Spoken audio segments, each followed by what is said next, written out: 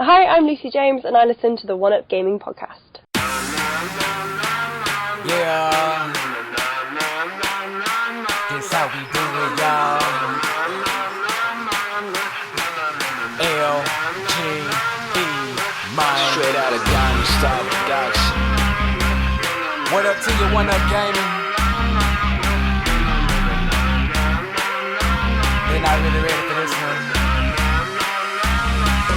One Up Gaming is behind me. Let me get in beast mode. If you wanna try me, you don't need a cheat code. Conte is who I be. To you it's Mr. Hero, legendary adversary. Flows considered lethal. I'm a Super Saiyan, I got Dragon Balls, I wouldn't lie. You might think I'm playing when I'm saying I can really fly. When I'm on the track, you feel the energy I'm pushing out. Put me on the map. One Up Gaming's who I'm talking about. I'm the rapping Master Chief, epic to say the least. Contain the hero, better etch that in your memory. And so the One Up Gaming for the show out. Contain the hero is really gonna show out. Show out. Contain. And so the One Up. And so the One Up. Dope bitch you ever heard.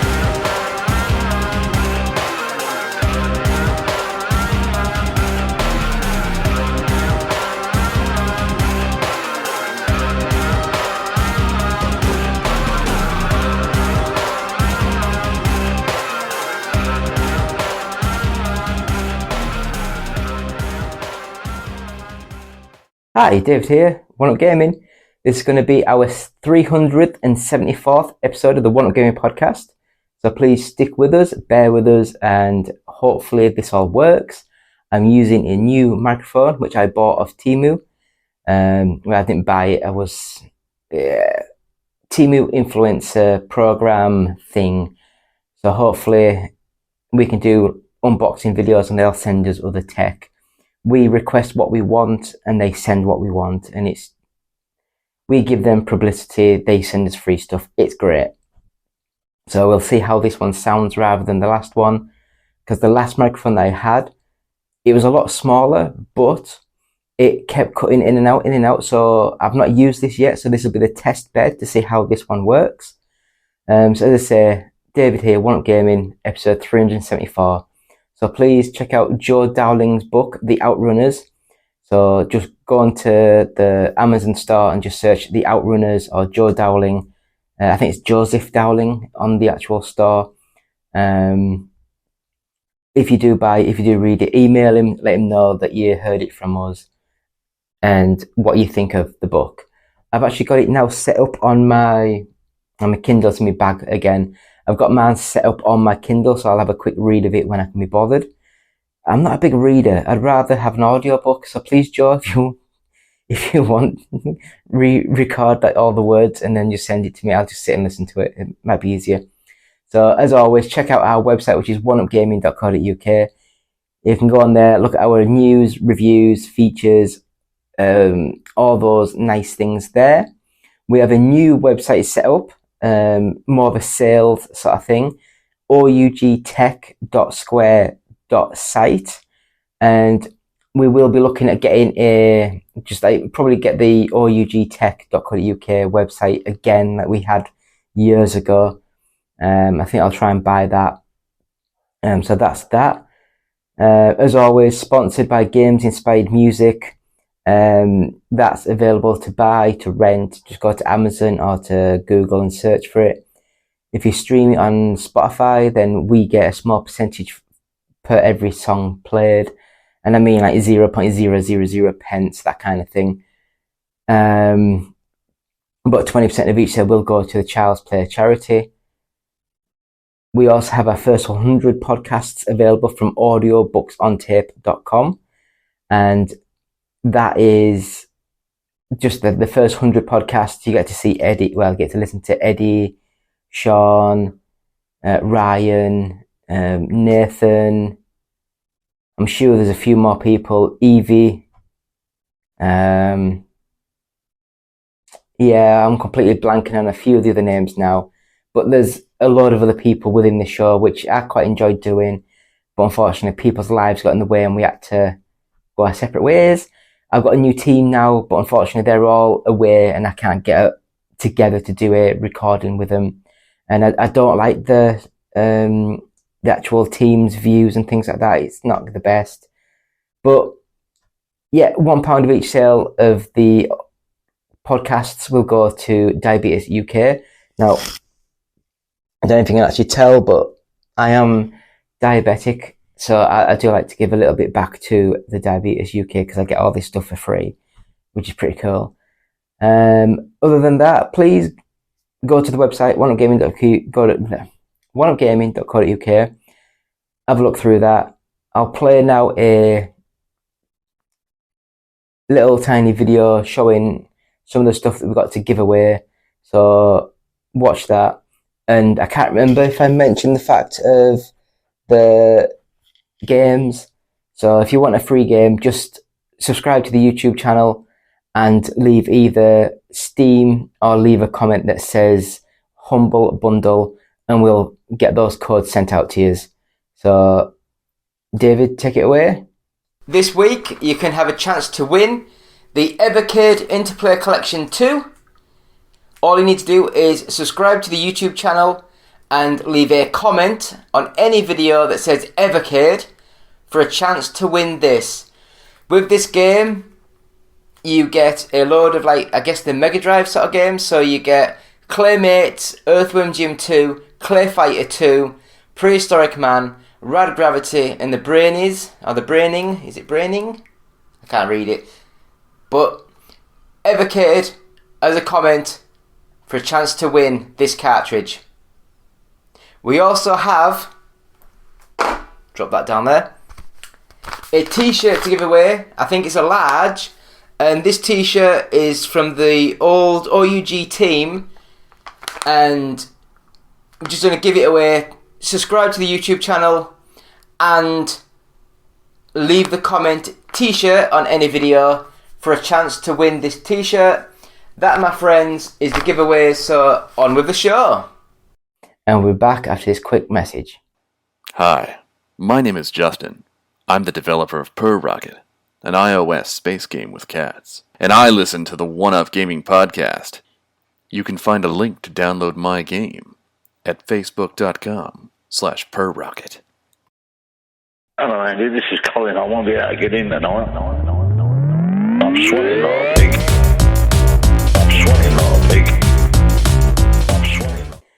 And we're still here, still David, still One Up Gaming, still episode 374 of the One Up Gaming podcast. So this is the part of the show where we're just going to go through the games that we've been playing this week. So the first two, I'll just quickly go over again because it's the same games I've been playing. EA Sports FC 24, still playing through the single player mode of the player career, where you create your own player, play that one position and try and get them better equipped, better stats, that kind of thing, which I think is quite a cool idea, and I do enjoy playing that. It's just one of those things where sometimes you just don't realise how long you're playing the game for, and it can drag a wee bit, but I'd recommend it. EA Sports FC 24, good little game. Next up we had Forza Motorsport, and again I am just playing through the single player mode. I haven't really played any multiplayer games for a long time, but again it looks amazing. I love the particle effects in the clouds and the smoke through the environments, the lighting, all that kind of stuff looks amazing with it. The gameplay, I'd be hard pushed to tell you the difference between like 6, 7, 8. I still think 3 and 4 were the best Forza games. I did love 2, but it was rock hard. But yeah, so Forza Motorsport, great game. And so the next game we've been playing is the Lords of the Fallen. We got sent this to review, and I hadn't played the original game, I don't think, or I can't remember playing it anyway. And I think this is one of the first fully released games for the Unreal Engine 5. And I must admit, I couldn't tell if it was like Unreal Engine 4, Unreal Engine 5. I do think, considering it's a brand new engine, they've got the game up and running and working quite well. I did notice how when the camera cut to a different, so the camera's looking at your character talking, then it cuts to someone else. As it does that, it sometimes has the environment pop in sort of thing. So the detail, it'll be like a low detail character, then it'll just pop in, and it's quite noticeable. And I did know that this happened on Unreal Engine 4, so I don't know how well this will work on Unreal Engine 5, but graphically it looked good, it played well. I like some of the Souls sort of style games, but this one is a Souls style game, and then you had the other option of buttons and stuff to go into like a nether realm. Like you press the button and your view changes and you go into like a different plane of existence sort of thing. And for me it was just too complicated, too much to get into. I prefer just walking around trying to hit things and dodge, and it works. It's classic. But I will say Lords of the Fallen, good looking, plays well. I would recommend it if you are into that sort of game, and it's got a little twist, just a little bit different. So next up we have Kart Rider Drift, and this one I think it was a free-to-play game, and it was just like a Mario Kart clone-esque sort of game. It looked nice, it played nice, the graphics are really good, and I would say it's one of the better kart racing games I played for a long time, and I did think it was a good game. So yeah, Kart Rider Drift, good little game. Next up, Visco Collection. Now I really should have wrote these down, but I think it's got 5 games with it. It's got a side-scrolling shoot 'em up. It's got a side on Pong sort of game. It's got a racing game. It's got a football soccer game. I think it's got a side on beat 'em up sort of game, platformer. And out of all of them, the racing game I really loved. I'm sure it's just Neo Drift. I can't remember. I mean, I think they've changed the name of some of these games. So I think they were originally came out for other systems where maybe the Neo Geo, like the racing game came out on the Neo Geo and it was like Neo Drift. So they've had to change the name. I might be wrong, but it looks almost exactly the same. I might be wrong, but all games, there's no classics amongst the games, but they're all adequate, and 5 games in the collection, it's not bad, it plays well. The look, if you like the pixelated 16-bit sort of look, they're really nice. So I would say it's a nice little game. I'm not sure how much the game was. As I said, we got sent the game to review, but it's a good little game. I enjoyed it. A weird one now. Quake Arena Arcade. Now, I think I bought this for a couple of quid and loaded up the game. It's basically Quake 3 Arena, but it's been stripped back a wee bit and modernised a little bit, and it came out for the Xbox 360 in 2011, 2012, that sort of time, maybe even earlier. It's a good little game, fast twitch gameplay. I'm not sure how well the world is with the player base and all that kind of thing, because these sort of games live and die by the amount of players on each day. So if you just buy it for a quick blitz, I'm sure there'll be a split screen mode and that'll play really well and it'll look nice. So Quake Arena Arcade, good little game, but yeah, your experience may vary with the amount of people on the game servers. Next up, another game we got sent to review, DreamWorks Trolls Remix Rescue. Now this one is a very simple, kiddified 3D platform game where you have to collect, I think the diamonds, can't remember, gemstones. And it did have a story of the Blues Souls guy taking over everyone with the blues music, and you didn't because you had your headphones on, and then you have to try and rescue your friends and save the day. Graphically, it's not good, but it's not bad. It's just okay. gameplay is a little bit stilted, a little bit stiff. The movement's not the best. And I still think that some of these made-for-kids games just don't play as well as they maybe should. But graphically, it's not the best. But again, when you get into the game and you start talking to the characters, they do look like the characters they're meant to be. They sound like the characters, and it can be quite fun. So if you have kids, and I'd say 5 to 10 year olds, this would be perfect for them, I'd say.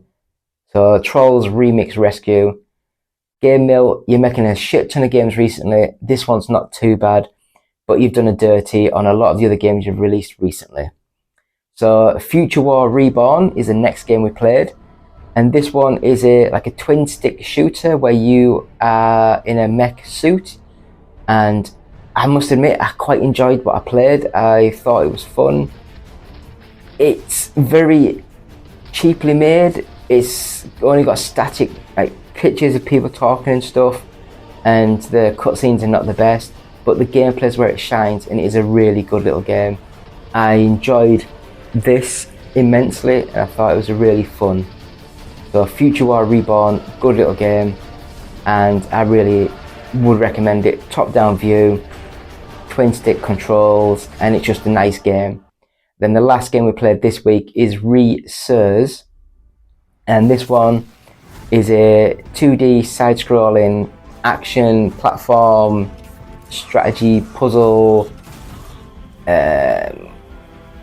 interactive game with a shooter element.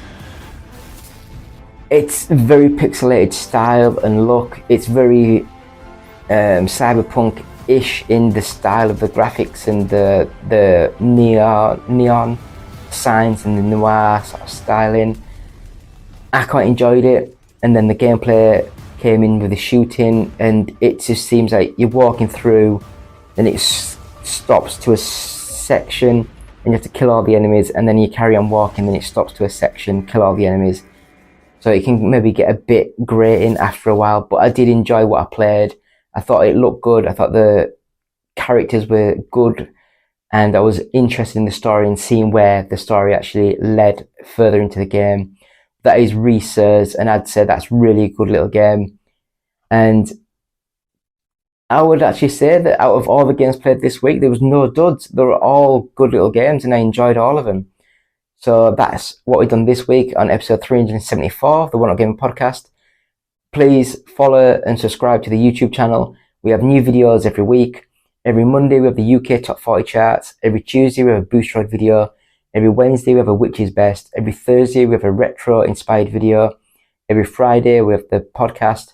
Every Saturday we have the games played this week. And every Sunday we have the roundup of this week's news. So David here, One Up Gaming. Quick break and we're back with this week's news. Hi, I'm Keith Allen, and I play Murphy on Z Nation, and I listen to One Up Gaming Podcast. News.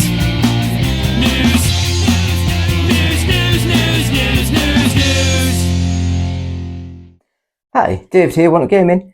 This is episode 374 of the One Up Gaming Podcast. And we're at the news. So we're going to go through this week's news. We'll rattle through as quickly as we can, try and get this segment done.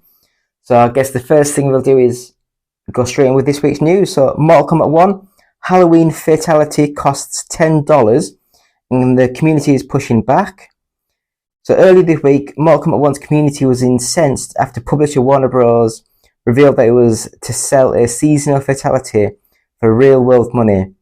Now this fatality is available in the shop and with a confirmed price, and players are up in arms once again, with many vowing to boycott the fatality and some abandoning the game entirely because of its cost. Today the Halloween fatality was added to MK1's premium shop for the price of 1,200 dragon crystals, 1,250 of which can be bought in a bundle for $10. The move came after players noticed that patch notes vaguely mentioned a Halloween fatality added to the premium store, which was later confirmed by Warner Bros. You can watch the fatality below, which involves slapping a jack-o'-lantern over your opponent's head before creepy crawlies emerge. Players have expressed shock at the Fatality's $10 price tag, especially because it's added to the game's $70 cost or $110 for players who bought the premium edition. Many community members are now criticizing the move as an indication that MK1 has shifted towards a freemium model despite not being free. Yeah, I think it's a bit too much. Yeah. But yeah, what do you guys think of the Mortal Kombat sort of stuff just being mentioned in that? Do you think $10 is too much for one fatality? I just think it's a weird place to be in. It's just, I don't understand it. I really don't. I liked Mortal Kombat. I've not played Mortal Kombat 1 yet. And to be honest, I don't think I can be that bothered. I love the story in Mortal Kombat 10 and Mortal Kombat 11, but I'm just not a big... I just don't like the fact that they're restarting everything and redoing everything. It's just kill off a load of the people and restart. That's what I would have done. Next up, Capcom revealed it's working on a next-gen RE engine codenamed REX. Capcom is working on a next-generation version of its Resident Evil engine. The powerful but flexible technology-powered games range from Monster Hunter Rise to Resident Evil 4 Remake.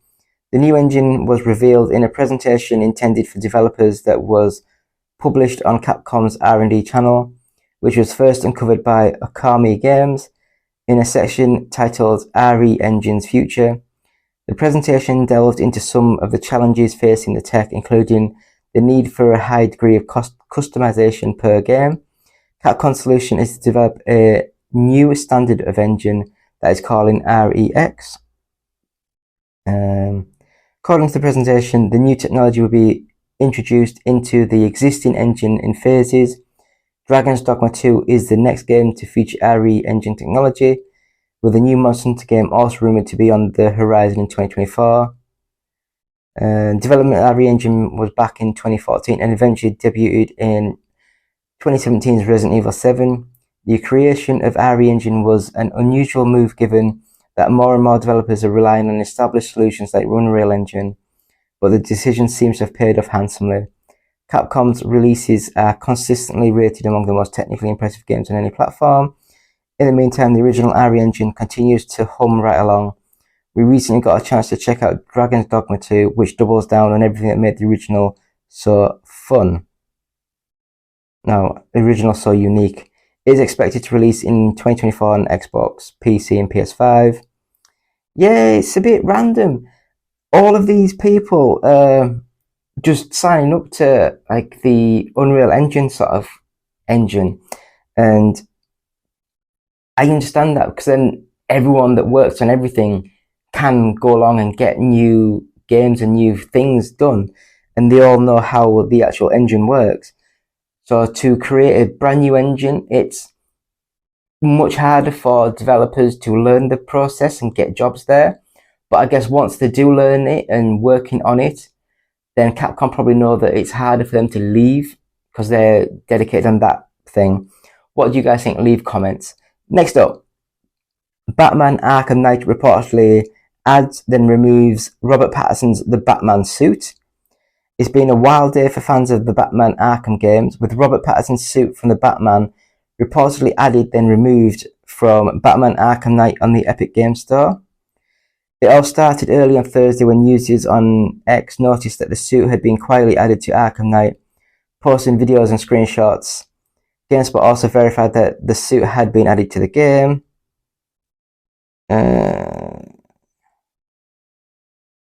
Fans were certainly excited about the recreation of Pattinson's 2022 suit. Just call it Batman's in Arkham Knight. But the rollout was odd for a few reasons. For one, there was absolutely no announcement from Rocksteady or Warner Bros.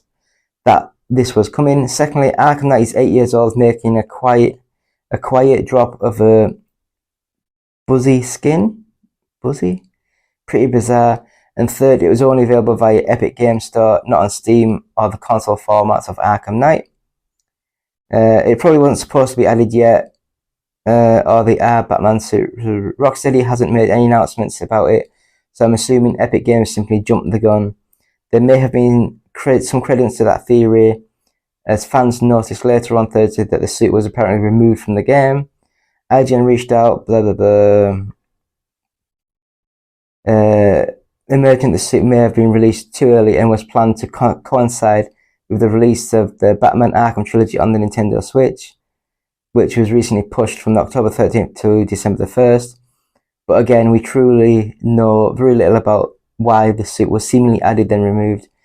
So it's all speculation at this point. Batman Arkham, blah, blah, blah, all that, yeah. What do you guys think of this? Do you think it's just a weird timing issue, or do you think it's just the Epic had it all set up to go live, thinking that the game was going to get like a re-release sort of thing, and then because the Nintendo Switch version got pushed, all the other ones got that feature cut out again, but Epic just forgot and it just went live. What do you think? Leave comments. Next up, Microsoft reorganizes the Xbox leadership, promoting Sarah Bond and Matt Booty. Microsoft is reorganizing leadership in the gaming and marketing departments at Xbox following the completion of its continuous $69 billion acquisition of Activision Blizzard. The Verge published an internal memo on Xbox from Xbox CEO Phil Spencer today, where he wrote to staff that Microsoft will promote Sarah Bonds to president of Xbox, putting her in charge of all software and hardware platforms. That, it should be noted, may include the redesigned diskless Xbox Series X that could release next year, and a next-gen hybrid Xbox console in 2028, which both leaked in FTC documents. Matt Booty, meanwhile, has been promoted to president of gaming content and studios, which includes the responsibility of overseeing operations at ZeniMax and Bethesda. The studio will continue operating as a limited integration entity, but will report to Booty. To manage the platform of today, to build the platform of tomorrow, we are bringing together the teams that will make this possible. Sarah Bond will lead the team Xbox president, bringing together devices, players, creative experiences, platform engineering, strategy, business planning, data and analysis, and business development. Microsoft confirmed to IGN the promotions are accurate, but had no further comment. Yeah, it makes sense. You brought all these brand new people in, and to reshuffle, put other people in other places. But yeah, we'll get into more of the details soon, I'd have a guess, when they do announce more formalities of things. But yeah, I guess you don't spend $69 billion and just kick everyone out. Next up anyway, Skull and Bones has yet another new release window. It's Ubisoft's earnings day, which means we're due another update on the 6-time delayed pirate game Skull and Bones. And while the news is not expect another delay, the latest update is that we can expect Skull and Bones to launch sometime between January and March 2024. If you haven't been following the saga of Ubisoft's deeply troubled pirate adventure, buckle up. Skull and Bones was first announced way back at E3 2017, with a release window set for fall 2018. Has been since delayed a whopping 6 times, with the most recent delay in January of this year, pushing the game allegedly to early 2023 to 2024. Is a bit of a vague window that could have meant any time this past year or early next year, but at the time seemed to refer to Ubisoft's current ongoing fiscal year.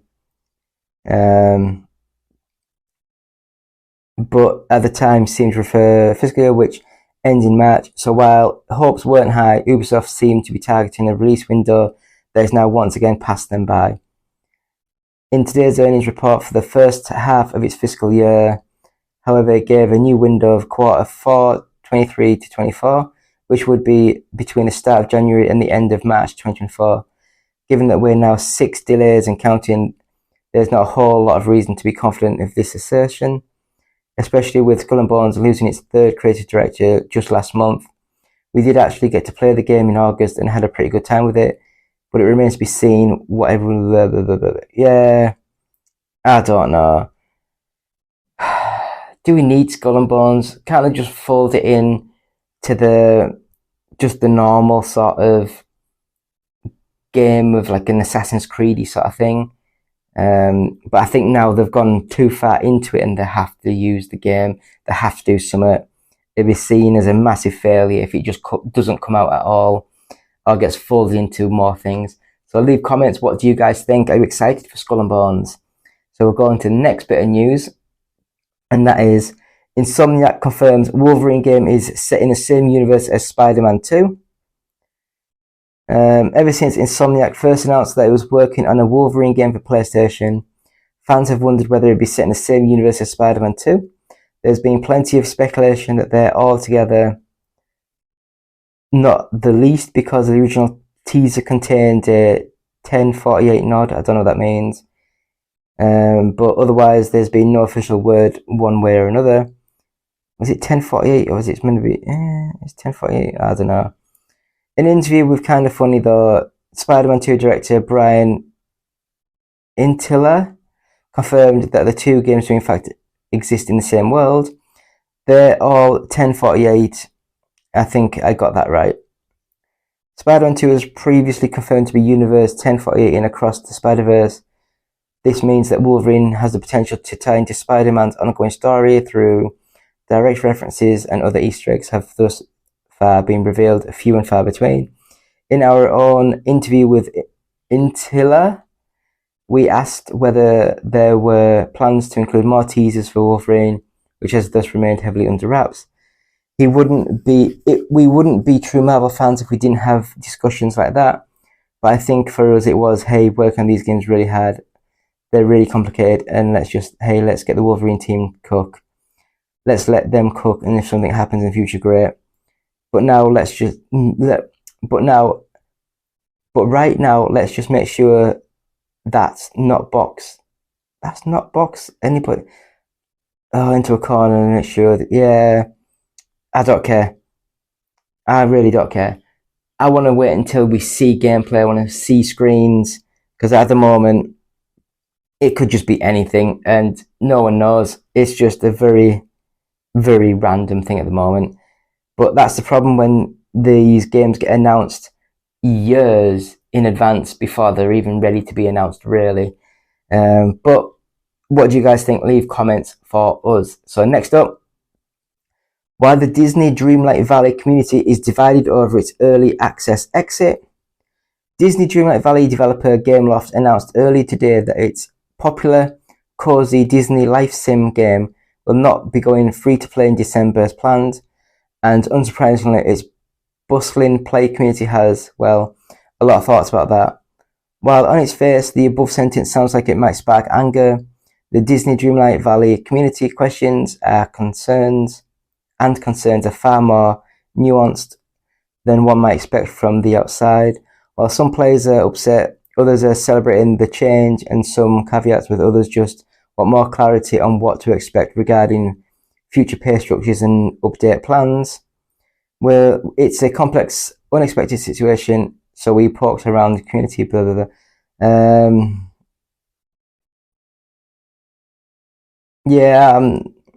I played this game once, and I've never gone back to it. It's not my sort of game. So, yeah. What do you guys think? Do you actually play the Disney games? Do you actually play this one? Because it's just a weird sort of situation.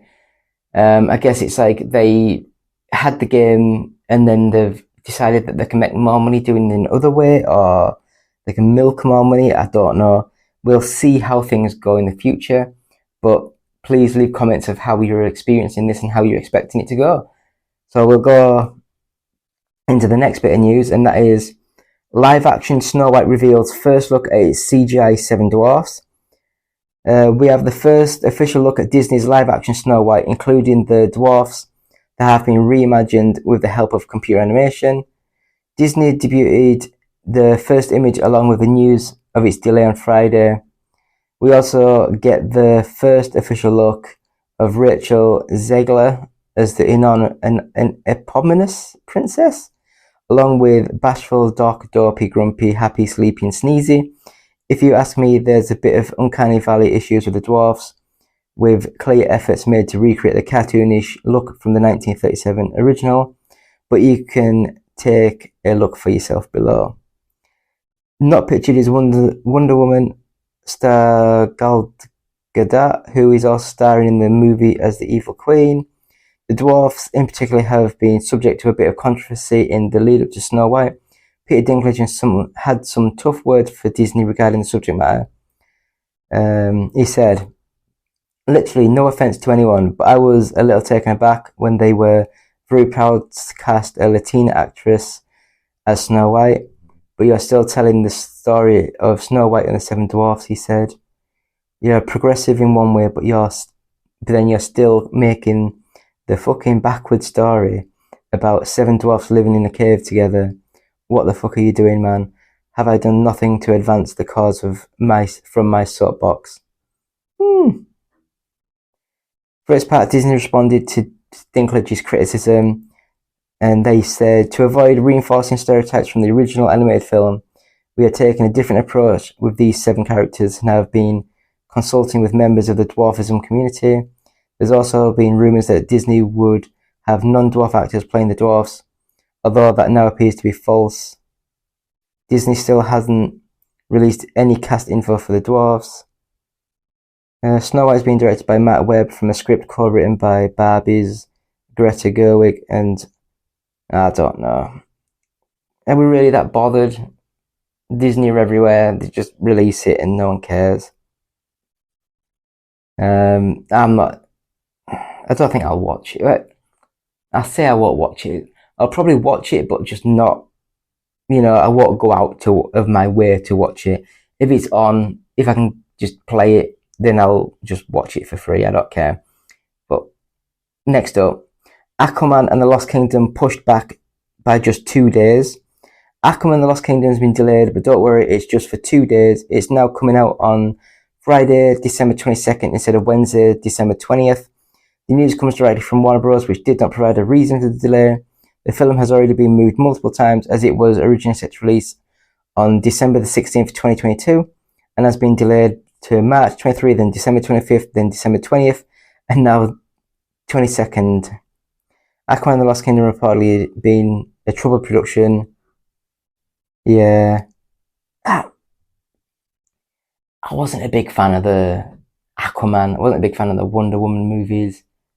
I loved the newer Suicide Squad, and the Blue Beetle was quite good, but I don't know. I guess we'll have to just wait and see how this does, because I just think that, I don't know if it's just Warner Brothers, or if it's Disney, or if it's the developers, the directors, the writers. They just can't seem to get a good run of successful DC movies going. But leave comments. Are you excited for this movie? Next up, Deadpool 3 writer was shocked by how easy it was to get some of its celebrity cameos. There's been plenty of rumours of the kind of celebrity cameos we'll see in Deadpool 3, none of which director Sean Levy has specifically confirmed or denied, but he is pretty surprised about how easy it was to get some of them. Levy gave a long interview with the Happy Sad Confused podcast that was published on Thursday, with host Josh Horowitz asking if there was any particular cameo that he shocked.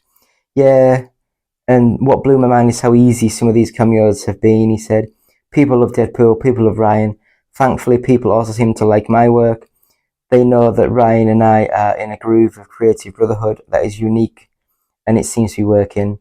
He added that he loves the professionalism of casting rumours around my movie because there's so many that it's impossible to know what's real and what's made up. Those mirror comments he's previously made about the casting rumours, which he's vaguely addressed by saying some are true and some are false. I do love all this stuff. I mean, for me, I don't care. I'll read all this stuff and see what all these cameos are doing, and I'd love to see them in the costumes and stuff. And it doesn't really bother me. It's like when people say, "Oh, you can't say that, it's a spoiler." I don't care. you know, it's like I'm here to watch the movie. I'm not here to not know who's in the movie. I'm just here to watch the story. And even if I sort of sit through and read a synopsis of the story, I can still sit and watch the movie and be oblivious to what the hell's going on because my brain just doesn't work. It's quite a refreshing thing, really. Anyway, next up. Edgar Wright turned down Channing Tatum's Gambit movie. It turns out Edgar Wright was offered X-Men movie, Channing Tatum's Gambit. However, he turned it down because it just wasn't for him. During an interview with Film, the Hot Fuzz and Shaun of the Dead director revealed that producer Simon Kinberg offered him the Gambit movie, but he ultimately turned it down. Gambit wasn't a character I knew too well, he said. He appeared after my time reading Marvels, roughly 1985 to 1990 or so. He wasn't one that I knew a lot about and hadn't really read growing up, so it felt like it was someone else's dream gig. Maybe he means more to people who watched the animated show, which again was after my time. Screenwriter Sandra had been, yeah, I don't know. I mean, I will say Gambit is one of my all-time favourite characters because that 92 to 95, 97, whenever it was, sort of, because it was out for 5 years, so yeah, I guess it was 92 to 97, was my jam. I loved that show so much. It was one of the best shows I could watch growing up. It was amazing. And I do just think that he would have played an amazing Gambit of Channing Tatum. And I don't know if Edgar Wright would have been the best director for it, because I don't see Gambit as a stupid, goofy character. But we will see. Because I'm sure he's going to be introduced in the Deadpool 3 sort of movie. But we'll have to wait and see what happens with that. So the last bit of news this week is, unfortunately, Matthew Perry, the actor who played Chandler Bing on Friends, dies at 54. As reported by the Los Angeles Times, law enforcement sources claim Perry was found dead on Saturday, October 28th, in a hot tub at his home in Los Angeles. There is currently no cause of death, but the sources do state there were no drugs found at the scene and that no foul play was suspected. Los Angeles Police Department's robbery homicide detectives are currently investigating Perry's death, and the cause of death will be determined in the future by Los Angeles County Coroner's Office. Yeah. Now, I do remember reading a lot of stuff about Matthew Perry because I loved, oh my god, I completely blanked on his name now. It was in Tommy Boy, the Chris Farley. I loved a lot of the Chris Farley movies back in the early 90s. And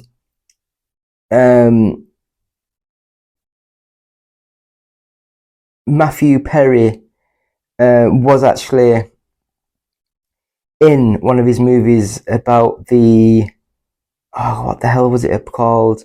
I can't remember. But it was about going across the America with a Native American person who he falls in love with, and I can't remember, but it was a bloody good movie. And then when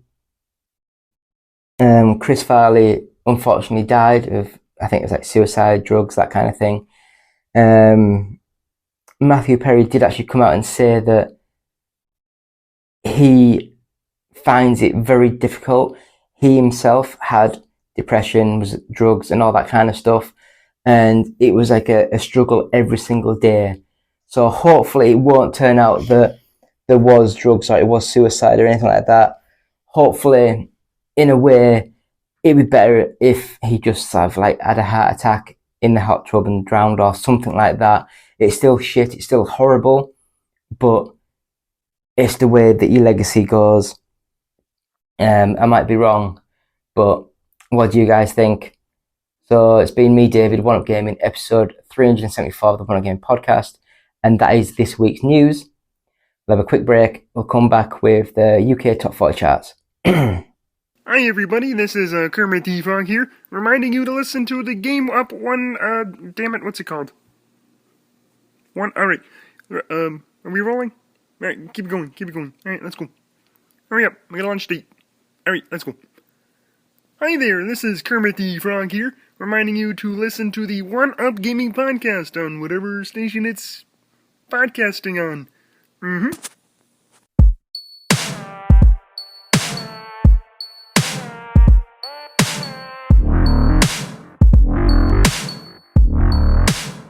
Told you, we'll be back. It is me, David, with One Up Gaming, and we're going to do this week's UK Top 40 charts, and I'll just rattle through it. So, number 40, Gotham Knights by Warner Brothers.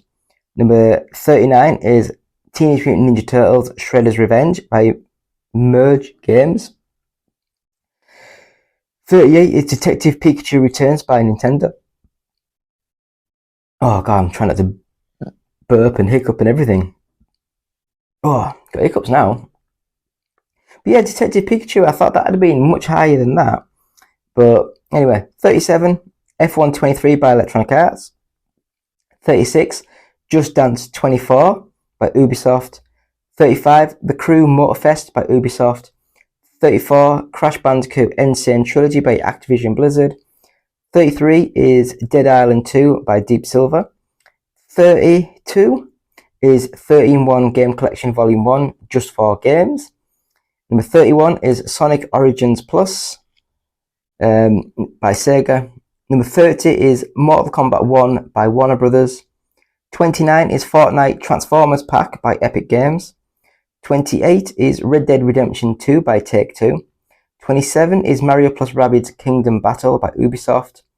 26 is The Grinch Christmas Adventures by Outright Games. Number 25, It Takes Two by Electronic Arts. Number 24 is The Witcher 3 Wild Hunt Complete Edition by Bandai Namco. 23 is Star Wars Jedi Survivor by Electronic Arts. 22 is Lego Harry Potter Collection by Warner Brothers. 21 is Call of Duty Modern Warfare 2 by Activision Blizzard. So into the top 20 now. Number 20, The Witcher 3 Wild Hunt Game of the Year Edition by Bandai Namco. Number 19 is Red Dead Redemption by Take-Two. Number 18 is Barbie Dreamhouse Adventures by Nighthawk Interactive. That's a new one. Number 17 is The Legend of Zelda Tears of the Kingdom by Nintendo. Number 16 is Resident Evil 4 by Capcom. Number 15 is Sonic Superstars by Sega. Number 14 is Animal Crossing New Horizons by Nintendo. Number 13 is Street Fighter 6 by Capcom. 12 is Grand Theft Auto 5 by Take-Two. 11 is Mortal Kombat 11 Ultimate by Warner Brothers. And into the top 10, we have number 10, Minecraft, the one for Nintendo Switch, I guess, because it's published by Nintendo. Number 9 is Nintendo Switch Sports, published by Nintendo. Number 8 is Hogwarts Legacy, great game by Warner Brothers. Number 7 is EA Sports UFC 5 by Electronic Arts. Meh. Number 6 is Mario Kart 8 Deluxe by Nintendo. Number 5 is Assassin's Creed Mirage by Ubisoft. Number 4 is Metal Gear Solid Collection Master Collection Volume 1 by Konami. Number 3 is EA Sports FC 24 by Electronic Arts. Number 2 is Marvel Spider-Man 2 by Sony. And at number 1 is Super Mario Bros. Wonder by Nintendo. And that is thanks to Games Press and the GFK Entertainment Software Charts, all formats. So thank you to them. So that is it. Please go to our website, which is oneupgaming.co.uk. Check out the website. Got reviews, news, features, previews. Go to our Patreon site, which is patreon.com/OUG. You can buy all this stuff you see now, so the t-shirts, the hats, you can buy mugs, all those sort of stuff. Go to our, maybe easier at the moment to go to our Etsy store, so just go to Etsy and then search One Up Gaming, all one word, and find us there. You can buy the games inspired music or stream it, and 20% of each sale will go to the Child's Play charity. We also have the first 100 podcasts available at audiobooksontape.com. and £1 of each sale will go to the Diabetes UK charity. Please follow us, subscribe us, like us on Facebook, on YouTube. You can bell us, you can all that kind of stuff. You can watch us live at Twitch at twitch.tv/OUGUK, and you can tweet us at OUGofficial. And if you want to send us any messages, it is just contact@oneupgaming.co.uk. And if you are listening to this on as a podcast, then please subscribe to us, follow us, like us, bell us, stars, all that good stuff, and leave a review for us. So it's been me, David, from One Up Gaming, saying thank you so much. It means the world to us, and we'll be back next week. Go baby, go baby, go baby, go baby. I love you, say I love you. Never put nothing above you. Won't let go once I can hug you on the floor. They hate because you let them know that you the ish. Now they hating not because you at the club and proving it. And so they choosing it too late cause now they using it. Can't wait from how you doing it. I know that they pursuing it. You will kindly tell them now my baby's here to watch me go. And for him I put on a show. You just blessed to be here so. My baby goes on. Her body rolls on. I tell her hold on. Make it love it close on. Been on it so long. I think we gotta go. Get my grown man on. You know that I love you so. Just go, baby, go now. Go now. Baby, go now. Go now. Baby, go now. Baby, go now. Just go, baby, go now. Go now. I love when you go for me. I love when you go for me. I love when you go for me. Say I love when you go for me. I love when you go for me. I love when you go for me. I love when you go for me. Say I love when you go for me. I tell my baby go, but she's not even going though. It's the trust I have in her. Careless what do say to her. Yeah, I'm feeling kinda slick. I'm loving how I swim in it. No, I'm not taming her. The only one engraving it. Sign it still right from her lips. You need to know that she's my miss. Treat her like a treasure though. I never wanna let her go. I keep her right in front of me. My heart she will forever be. I do this so she'll never see. Life with me no misery. You deserve the world, my queen. Yeah, I'm back down on one knee. A boy to a man that you have seen. No matter who's wrong, it's you and me. I'm coming for you, baby, so we can stay happy. I'm trying to work so hard for you and me. Go, baby, go now. Go, baby, go. Baby, go. Go, baby, go, baby, go, baby, go. Baby, go. Ha. Go, baby, go. Go, baby, go. Baby, go now. Just go, baby, go now. I love when you go for me. Go for me. I love when you go for me. I love when you go for me. Say I love when you go for me. You go for me. Girl, you go for me. You go for me. Say I love when you go for me. My baby's so bad, she can get it so glad that she loves me, know that. I'm a hubby so sad, you looking so mad. Oh, you didn't know that. Next time you should check the ring. I know that one's a throwback. I know you see her flashing it, especially when she gets it low. I'm rubbing on and grabbing it. I tell my girl, go ahead and go. Baby, go now. Baby, go now.